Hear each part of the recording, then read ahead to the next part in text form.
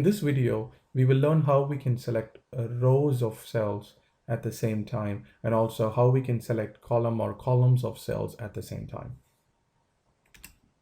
For example, let's say we want to select every cell in column A. We can just go here on the column label or heading A here and then click, and this would select all the cells in column A. And similarly, if I go here and click on column heading B, all the cells in column B will be selected. And the rows work the same way. You can click on a row number here and the entire row will be selected. And I can click on 4, all the cells in row number 4 will be selected.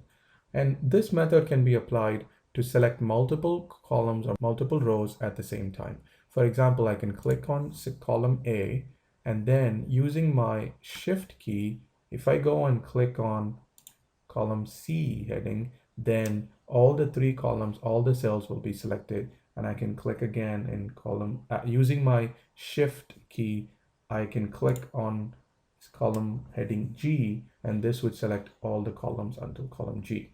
The rows work the same way. Click on any row, and then if I use my shift key and then left click on my mouse in row number 5, then all of these rows will be selected and all the cells in them will be selected.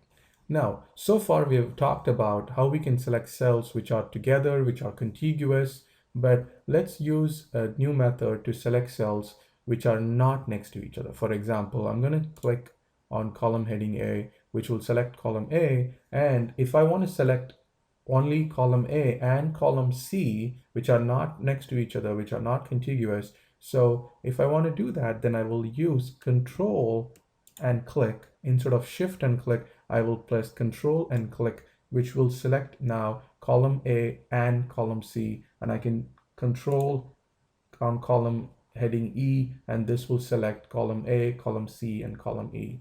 The rows work the same way. Select any row by clicking on the row number here. And then if I want to select 2 and 4, I would do Control and then click. That will select row number 2 and 4. All the cells will be selected in rows 2 and 4. And now whatever operation that I do now will apply to all the cells in row 2 and all the cells in row 4. For example, if I press Delete key, you can see that the cells in row 2 and row 4 are now deleted. And let me just undo that by going here to the undo clear, or I can press Control Z, which will undo what I did because I don't want to delete any cells now. Okay, so by that method, we can select cells which are not next to each other as well. And we will see a few more tips about how we can select cells which are not next to each other in our next video.